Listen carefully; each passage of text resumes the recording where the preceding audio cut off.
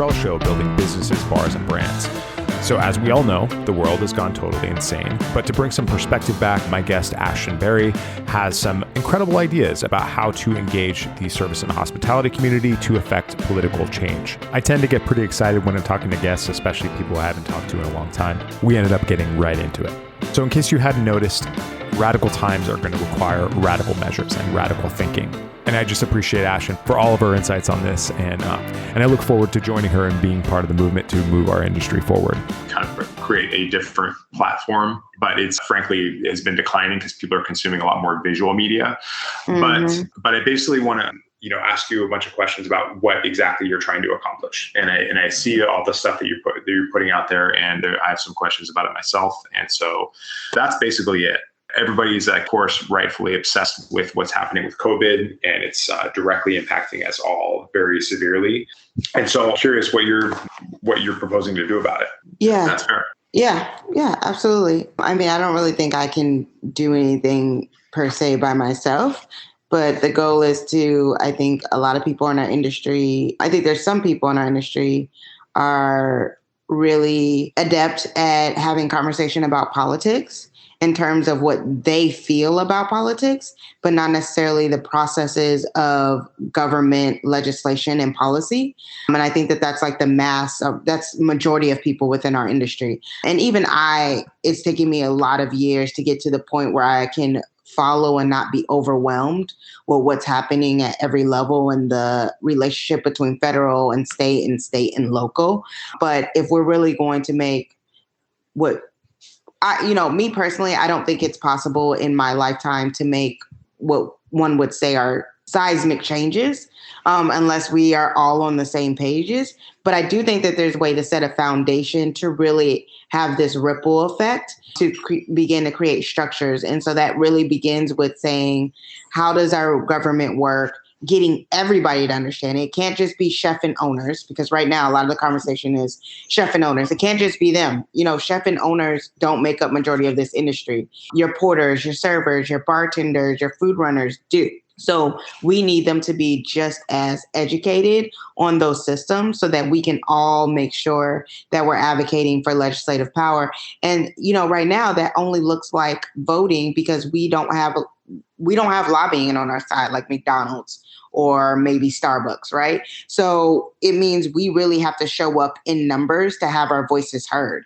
So I went back and I looked at labor movements. I specifically went, and I didn't just look at labor movements. I looked at all of the most current movements. I looked at the Me Too movement, and not just when it skyrocketed, but I looked at what Tarana Burke did in the beginning years.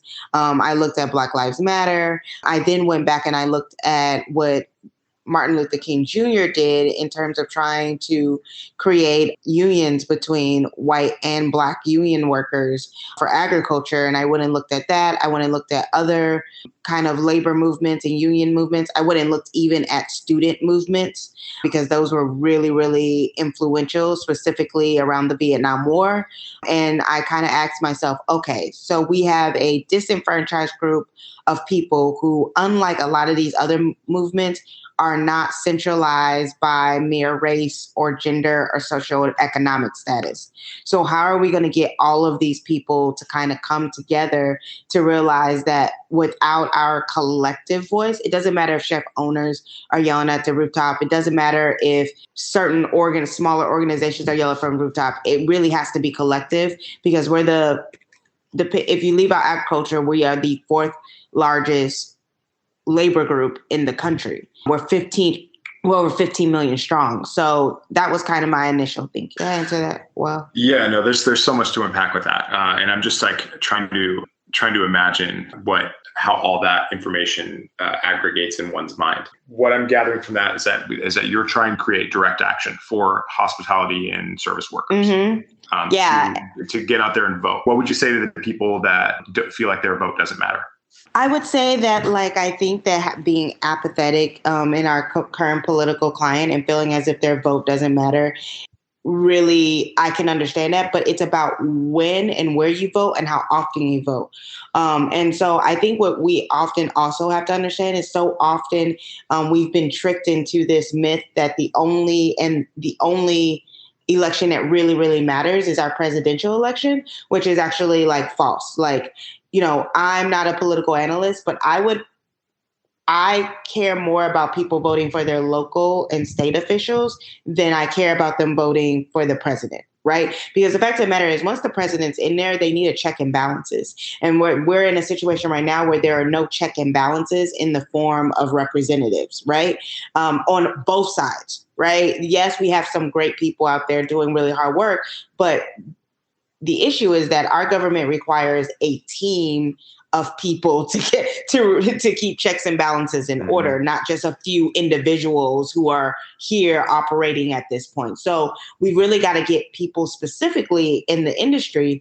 Our industry changes regionally, right? There are regional specific needs and things all over the country. So what that means is that people really have to start tuning in to who's in our local government, not just the mayor, right? Who's on our city councilman? Who are the people making these choices and actions that directly affect restaurant workers and businesses in the industry?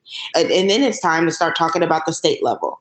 And I think that we, specifically at the state level, have the ability to have a ton of influence, right? Our voting power is really, when we start getting into those regional and state level voting things, we really have the capacity to really shift what states look like in terms of how they operate with restaurants and workers. And that wouldn't impact just restaurant workers. That would impact everybody. I mean, that would impact everybody. And so, I think this is a slow burn. Do I think that and that's what I'm trying to get everybody to understand. So we have this petition going, and I got some messages that were like, well, they already passed the stimulus bill. And I was like, yeah, but the likelihood. You said what? Most people haven't even read it. Most people haven't read it. So one of the issues is that they haven't released everything. They haven't released hardcore what it actually is. So it's very vague at this point. But from everything that I've read, I'm explaining to people, there's a possibility that they will end up passing another bill, first of all, because this bill wasn't enough. That's what we do know. It didn't really give anybody anything, which is why we've got reps like Ayanna Pressley and Ian Imor coming back and saying, okay, you did that, but for the average worker, you did not in any way alleviate their financial stressors. We are still in a really bad spot economically in terms of consumers' ability to be able to bounce back from this. We have to eliminate at least a minimum of $30,000 in student loans. Right? Because that wasn't included in. Neither was long-term rent or mortgage abatement, right? So we're going to see when we get to the end of April and we're not out of this because doctors are saying we did not flatten the curve quick enough. So rather than it just being a mere 6 to 8 weeks, we are now talking about a very for sure 8 to 12 week situation, which means I think that's very conservative. Yeah. Oh, I think that's super conservative too. I think this is a way for the messaging to kind of mitigate people's anxiety. But the reality of it is, I look at where Italy is, look at how long it took China, and they were on it, right? Like, we will be in this for months, and people need to get really comfortable and be ready for this ride. But while we're sitting here, this is the perfect time for all of the people at home to realize this is a time where we can activate, even though there will be stressors. This is a point where we can activate and on a large national scale without interfering. All right. So you're advocating for sure getting involved in local, state, and federal. Yeah. I mean, the idea around America's Table is like this 3-point activation. And the first being like advocating for the stimulus bill. But even beyond that, okay, we don't get the stimulus bill. Now it's time to start activating on a state level. And then it's time to start activating on a local level. At every level, we have to be present and say, you can't erase us from the workforce. Like, we are integral to the systems in this community. And we are in every city. right? We are, period. And it's really disappointing to watch over and over and over this conversation only center chef owners, when the fact of the matter is the numbers and the people that we need to keep this economy going are the people who make restaurants run. Right. So we have to make sure that we're heard in every city. And I want to be clear that I don't think that our erasure is actually intentional at this point from any government officials. We are an invisible workforce. People see us when they need us, when they want to come and celebrate with us, when they want to go thing. But otherwise, people don't see us as a landscape, a part of the ecosystem of making America work. Even though the average American eats out 3.5 times a week. Well, prior to this. Right. It's crazy. I mean, I was listening to a podcast with Danny Meyer earlier today, and he was talking about how the airline industry is so visible. And that's why it's so easy for the government to say, here's a ton of money to get you all back working and to make your payroll work. But what they don't see in us is like the hundreds of thousands, if not millions, of independent operators who each have a staff of 10 to 20 to 30 people. And it's much harder to say, here's how we give you cash to make your payroll. And so they can allocate a certain amount of money to us or to the industry, but getting it to that from point A to point B is going to be a very, very difficult thing because it's going to be a very difficult thing. And part of that has to do with, and I'm not going to spend too much time on this, but this is why I think it's really important. And this is why I actually right now am supposed to be working on my book proposal, because this is why I really think it's really important for specifically in America, people understand how the birth of the restaurant is so different from the birth of the restaurant in Europe, and how the systems of the restaurant were actually made to be invisible because the labor force that was working it originally were enslaved individuals, and then that would become newly freed slaves, but through Reconstruction. And this is why we have all of these really fucked up kind of laws that make us invisible, including tipping, because 1865 labor laws specifically made it that way. It was intentional. This was supposed to be an invisible workforce. It was not supposed to be a workforce that would have celebrity chefs and celebrity bartenders. And so that's not what it was built for in this country, right? It was built to be like, we need to limit the amount of wealth a certain group of people who work in this thing can make, right? And we haven't gone back to look at those laws and change them on a state level. I've been doing research on this for about a year now, and there are still states that have not abolished some of the 1865 labor laws that are associated with hospitality, right? And it's not that they're still being enforced, but when you don't go back and look at why, the root of the issue is that everything you build on a faulty foundation becomes structurally not sound. And so I think like that's part of it. Like we've got to start really thinking about like, how did we get here so that we can really start to say, where do we need to undo it? And then two, we lack so much data. We have data at a macro level, but we do not have intimate data. You go to an airline and you want data about their workforce, they can give you the nitty gritty. They can give you so much detail. Every labor force can do that, including agriculture. Hospitality, for it to be this large of an industry, has such little information about its workforce. And it stands to keep erasing us from a larger conversation because there's no real data on who is in our industry. Other than the data that they have from the chain restaurants and restaurants that work on a higher level, like McDonald's, Starbucks, casinos, hotels, and everything like that. When you start talking about these independent restaurants, there is very little data out there. Why is it that we have a suppressed workforce, but it's such a highly regulated industry? And that has to do with liquor. So I've been looking back a lot about through my research on the suffragist movement, because a lot of suffragists were also a part of the temperance movement. I started really reading more and more because they were so intertwined, like deeply intertwined.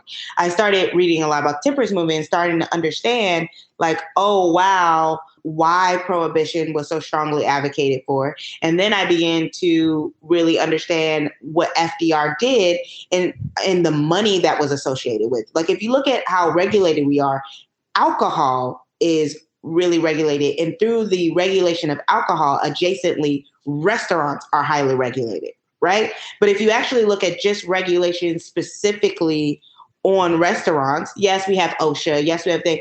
But if you look at stipulations past that, we actually we don't have a ton of regulations, right?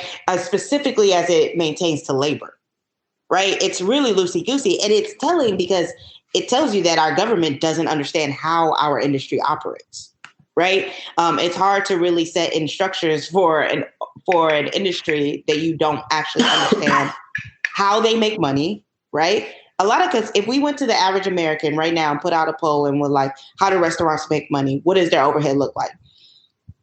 A lot of consumers would have no clue. They would have no clue. Even if you were like a coffee shop, they would have no clue. People don't understand how tipping really works. They don't understand, like, people have really just a base ignorance of our industry, which means that we have to do a level of education just in general to get people up to speed to how our industry works, so then we can then communicate what our needs are. So the failure rate with independent operators is extraordinarily high. I mean, I think it's something like 50%. Oh my God. It's like 50% in the first 5 years or something like that. Yeah, it's really high. It's unbelievably high. So all these operators have a hard time running a business anyways without paying a fair living wage with benefits and backup plans like we have seen do not exist right now.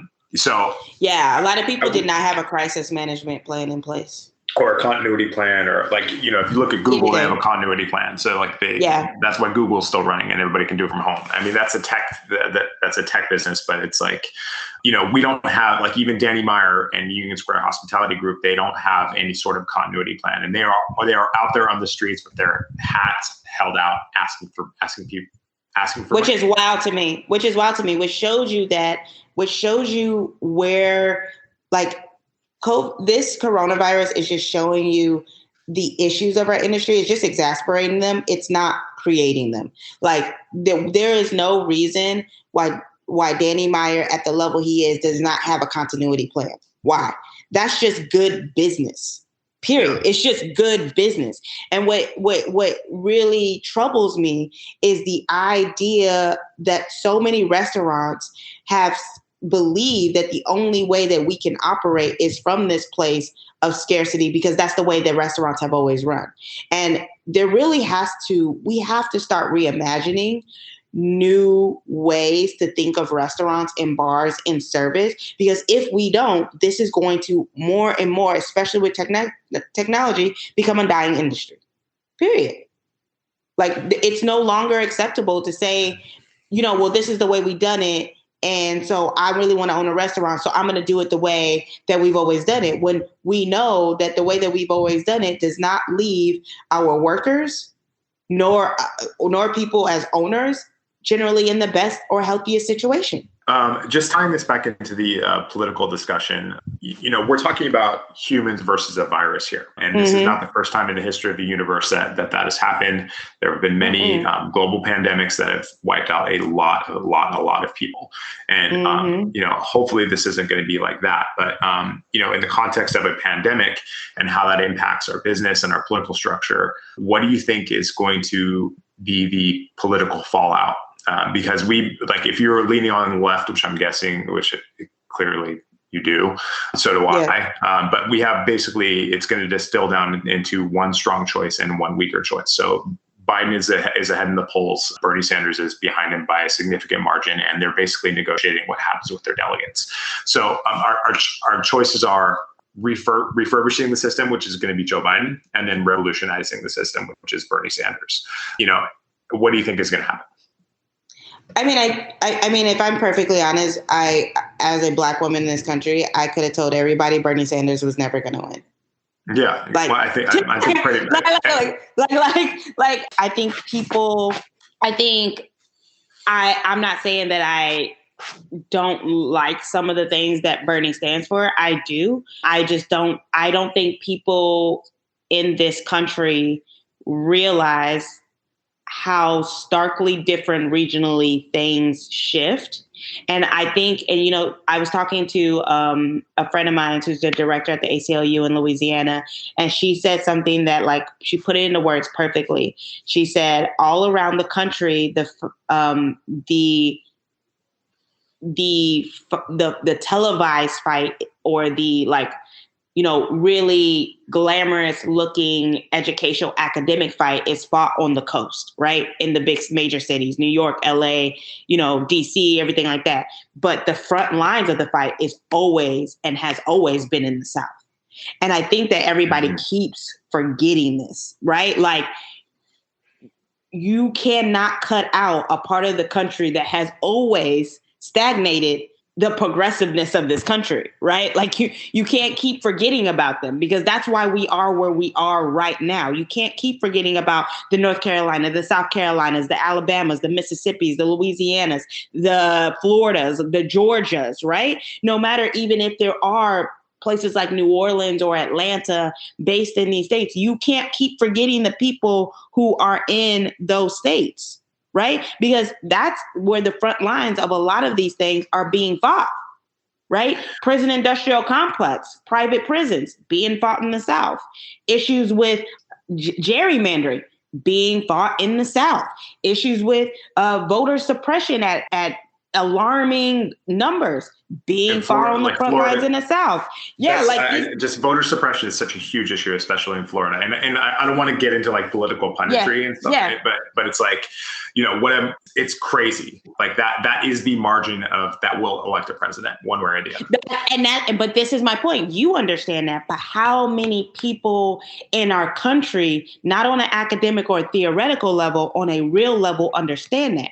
Because if you understand voter suppression, then if you really understand it and where it's happening in mass, then you will understand why Biden will be the choice. Because the people down in the South don't have a choice. They have to vote for who is going to make sure they survive, not who is their dream candidate. They don't have the privilege of that.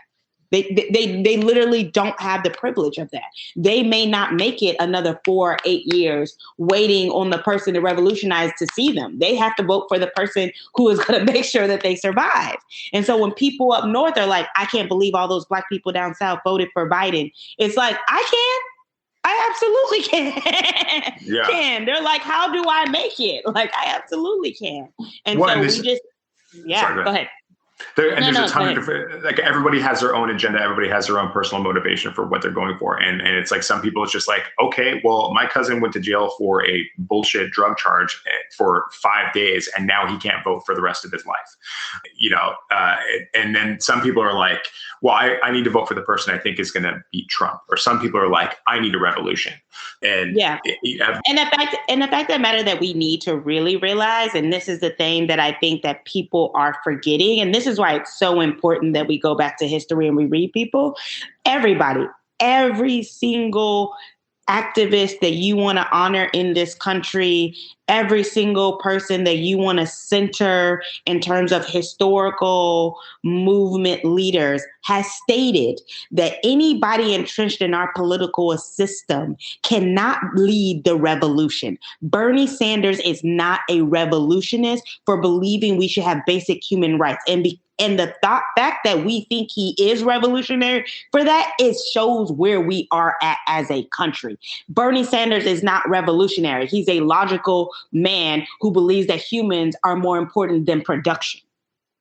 That's just someone who simply believes that humans deserve basic rights. That's not revolutionary, right? But the fact that we think it is says more about where we are societally as a country than it does about our political system. Right? Because we either through our apathy or through our voting still have the power to decide. I get that we're not even going to get in conversation about the Electoral College because we don't have time. But my point is that, like, on a local and a state level, we have so much power that most of us do not buy into, primarily because we are apathetic or because we don't understand where our power lies and because they make it difficult. They do not release information about local and state elections in a way that is palatable or a way that is inspiring to the average person. And so it is our job. And when I say our job, I'm speaking to anybody who considers themselves a leader. It is our jobs to translate that information or present that information in a new way to get people reinvigorated about how do they get their voice heard, because that's what it's about. Political activation saves lives, period. It does. Okay, is that the agenda of America's Table, is to unite everybody and get the message out? Yes. Yeah. Our goal is to unite organizations, people, everyone. That's why we're not a organization. Like, we are merely a hashtag, because it's not about business. It's about everybody needs to be on the same page to push this margin. And that happens through, one, being politically activated, two, creating systems of how we rebound, and long-term systems that include crisis management plans, continuity plans, so that our businesses thrive regardless of what's going on, or at least aren't hit as hard. And that includes data collection, right? Which is what I'm really excited about, is trying to get this hospitality census out, which is, for the first time, we need to collect the data on our own industry to find out who's working, what's going on, what are the resources we need on a political legislative level. All right. So where does the rubber meet the road? People are not going to do anything that they're not excited about. So step one is getting people excited about the process. Step two is how do you get them to physically get up, probably on a day that they already have to work at an hour that's inconvenient for them? How do you get them to get up and vote? I mean, this is something that I have. And how can I help? So this is something that I've been brainstorming with a lot of people, is how do we, one, we can't do anything about the chain, but for mid-sized and small restaurants, election day, everybody should be closed. Period. People should have the day off, or you should scale down. You should incentivize employees who early vote, right? And put them on the schedule and give everybody else off, and explain to them how important it is. So I think really my biggest thing, and one of the things that we're going to really, really be pushing, is that we need to incentivize early voting, period.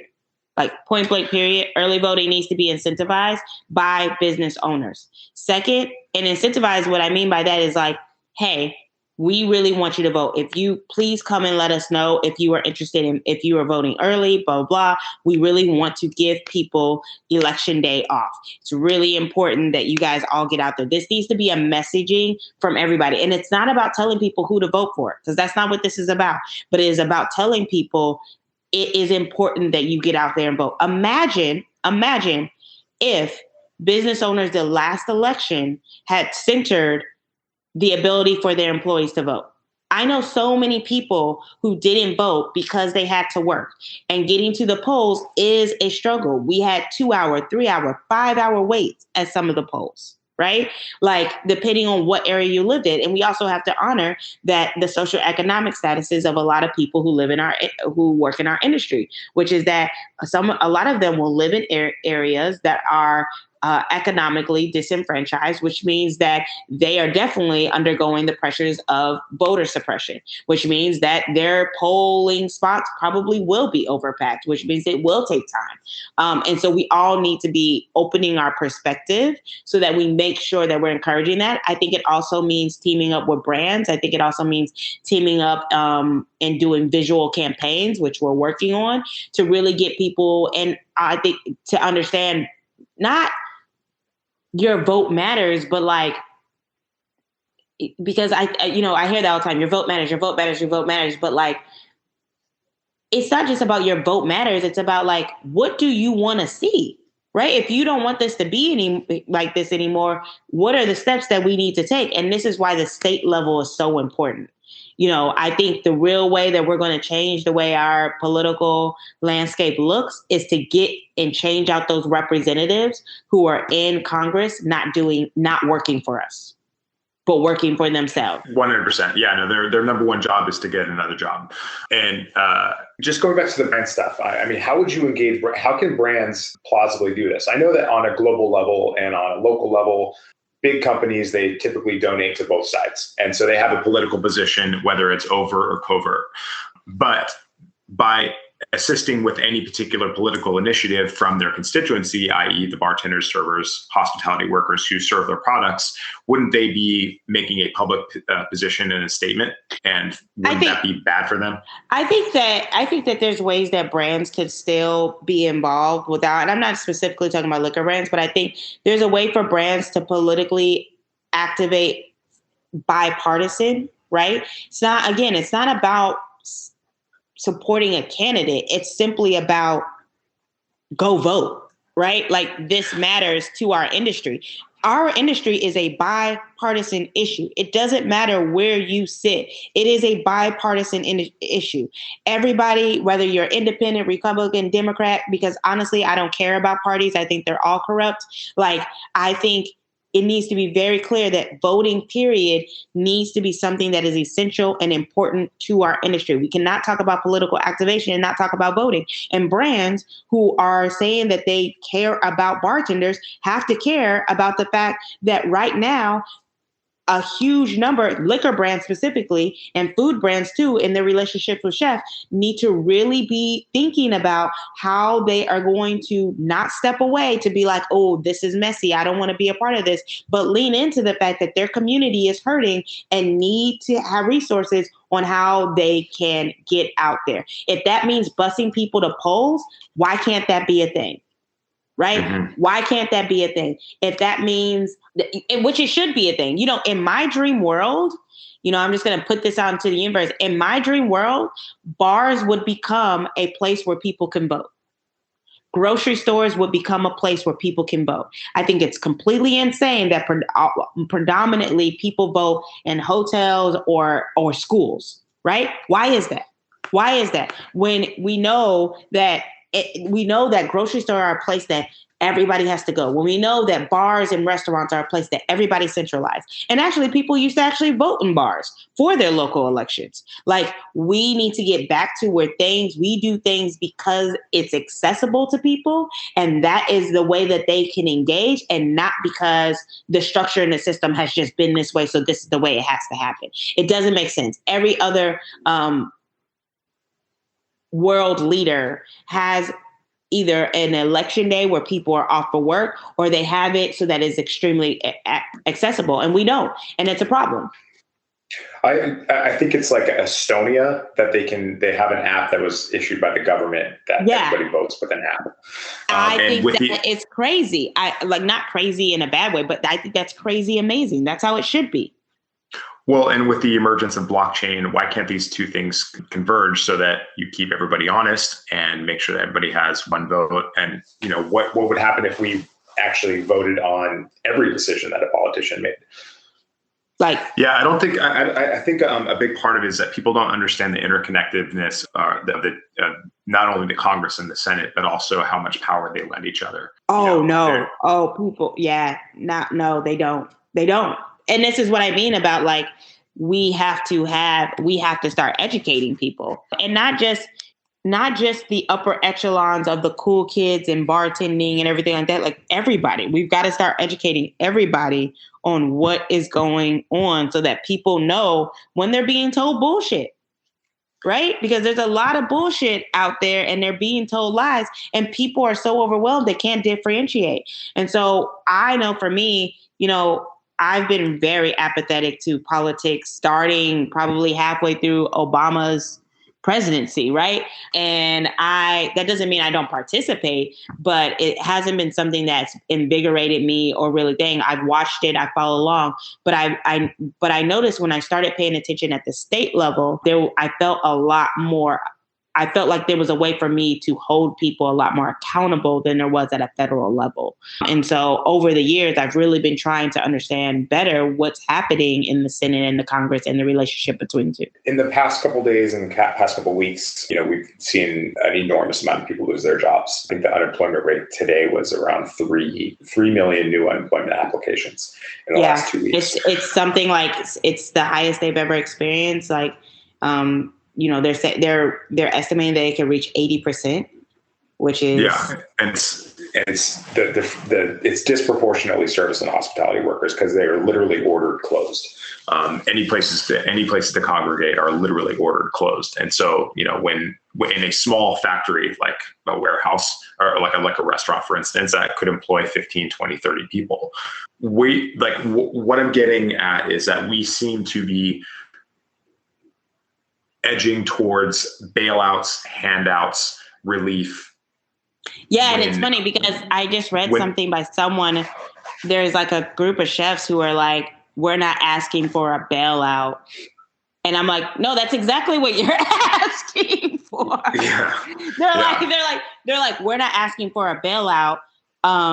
We're not big bankers. We're independent restaurants asking for you to save our restaurants because of day. And it's like, you built a business that isn't sustainable. Just like you are asking for a bailout. Like that is what you are asking for. And there's no shame, but even the language of trying to transform and change the narrative so that people can get out of the accountability that they are complicit in feeding into a system that is problematic is also shows you where we are as an industry, because we can't even have conversations, which is that restaurants as they stand and how they work at a certain level, especially these mid to fine dining style, are not sustainable. Specifically in cities like New York City. Yeah. Go back to Union Square Hospitality. I think they're paying benefits for all their workers until April 11th. And that is like probably the highest profile, probably, one of the better margins for fast casual fine dining and, sit down brick and mortar restaurants. But also, I'm not talking about fast food here. They pay as low as legally possible. And what I understand, and I respect a lot of things about union hospitality. There's also things I don't agree with. I don't think it's a black and white kind of binary. I think there's a lot of gray. Union or Union Square? Union Square. Union Square. Okay, you just said union. Union. Okay. I was like, because the union conversation has started too. No. That way. Yeah, no. You're right. Union Square Hospitality. I have a lot of things I respect about the way they operate. And then obviously there's some things as someone who generally is advocating on the side of laborers that I don't agree with. But the biggest thing that I will say is that why we have to talk about why we're opening 5, 6, 7, 8, 9, 10, 11, 12 restaurants. We actually need to have a conversation within our industry about that, about why are chefs aiming to own empires, right? Especially if it's not sustainable. There's a woman in Minnesota who has 9 restaurants. She had 190 employees, and they haven't even gotten their last check because she couldn't pay them. Mm-hmm. Why are we opening? Why are we opening an industry? Why are we congratulating people on opening massive restaurant empires that they can't support their labor force? Nobody saw this coming. Except the Department of, I know you're not saying these people are, are you saying that these people are irresponsible for doing that? Knowing that they don't have a system? I think, yeah. I will say, yes. I think that some of these business owners are irresponsible, even if it isn't intentional. I can own that their intention wasn't to harm people, but intention doesn't negate impact. It just doesn't. The fact of the matter is that you, as a owner of a business, have a responsibility and accountability to take care of people who are within your care. And look, I know I'm about to piss off a lot of people right now. Yeah, no, for sure. And I know I'm about to piss off a lot of people right now, but we can hold both.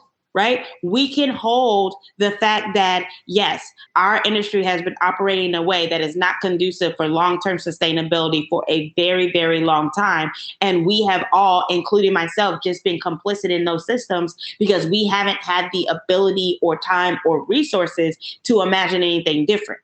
We can also own that there are people within our community who have chosen to lean into a very capitalistic style of production and producing, right? In terms of creating restaurants that is ultimately harmful to the communities. Why do you need 9 restaurants? Unless they're sustainable. Unless they can tolerate why a global pandemic, for instance. Right. Why do you need? That seems like a pretty harsh eventuality. I mean, it's like we know that the Department of Defense put together a plan in case this happened, and it was largely ignored by the federal government. That's why that's why we're grossly unprepared for this. But I mean, I don't think anybody is at fault, and I don't think it's about can you sustain a global pandemic. Obviously, a global pandemic is something that it's not like a regular occurrence. But let's be clear. Even if this wasn't a global pandemic, let's say this was something where we had to go on lockdown because we may be entering a war. Yeah. Again, we live in a world where a lot of these things are going to become, and this is why it's so important for us. I mean, because I know some people are going to take this as if I'm saying that you should own a restaurant, blah, blah. And that's not what I'm saying. It's more nuanced than that. I think you should own a restaurant. I think when you choose to open a restaurant, you also have a choice to look over how you are opening that restaurant and if that restaurant can be sustainable. And what exactly can it tolerate? I can see the distinction. You're not saying there's a distinction. I'm not saying don't open a place. I'm not saying what I'm saying is that, and I know this because I have many friends who are owners, chef or not, restaurant or bar, who when they were opening their businesses, and I'm having a lot of conversations with them right now, where they did not ask themselves this question. They only imagined their business in a perfect world. And that is the part that I'm saying is irresponsible, because when you do that, you are choosing to divorce yourself from the global economy and the global ecosystem of what is happening in our world. You are leaning into the privilege of being American and thinking that we are untouchable. And we aren't. We aren't. Yeah. And instead of fully owning that and taking responsibility for the fact that we're not prepared for this, that this element of the American dream, actually, this is part of the fabric of the American dream, is owning your own business. And, a lot of times that means a restaurant for people. And then this crazy thing happens and everything is shut down. And then, what happens on... Go ahead, finish. So what happens on the other side of that? In 6, 8 months, 12 months at the end of this, when, what do you think is going to happen? I mean, because a lot of these places are not going to reopen. I think that we are going to have some serious housing and food insecurity issues. That's what I think. I think we are already an industry where we know that we have people who already are struggling with socioeconomic issues, just from the ways that many of our tipped workers, most Americans live paycheck to paycheck. We know that in the hospitality industry, that's even more so true for entry-level positions. We are going to be in a serious issue where we have housing and food insecurity. I'm sorry, them passing the stimulus bill, extending unemployment for 4 months, and is not going to be enough. We are going to exacerbate the bandwidth of SNAP, right? SNAP is not supposed to be being doled out to this many people. We are going to have some serious issues. And again, this isn't a point of finger. This isn't a point the finger of the system. This isn't a point of finger at any restaurant or business owners, right? I need to make that very clear for anybody who's listening. This is not a point of finger. It is a conversation about how all of us, including myself, because I have led and been GM, beverage director, manager of multiple places that are complicit in this system, right? And where I have run the budgets. And I also understand what it's like to run on really low margins, even when you're the successful quote unquote place. Like, we have to start reimagining what this looks like. And I'm sorry, these efforts to be like, we just got to save our restaurant. Like, I'm sorry, we got to save our workforce. We got to save people. Because the fact of the matter is if you have to bankrupt your business, it fucking sucks. But at least you will still be standing. We cannot bankrupt a whole labor force to keep some restaurants fucking open. We just can't. It puts people in dangerous situations, especially when we know our workforce is predominantly made of people of color and women. Maybe not at a leadership level, but at an entry level, it is.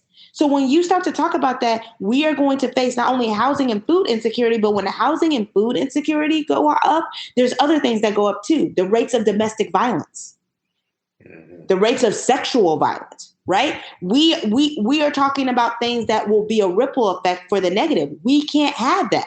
So if you ask me, if it comes between saving our restaurants and saving our people, I'm picking our people because we can build another restaurant. We have the skill set to do. We cannot be in a place where the people that work for us are going to be in harm's way. You know what I think is going to happen? What do you think is going to happen? I think that this is going to be the rise of automation and ghost kitchens and, and consolidation. And I think that it's possible that depending on how long this goes, that we're going to get used to eating meals at home, and that in-home dining experiences are going to be far more prevalent in the future. And I agree with that, but what do you think that does for the workforce? I think it makes it obsolete. Not completely, but I think that we should really think very long and hard about reskilling and creating other value streams for ourselves.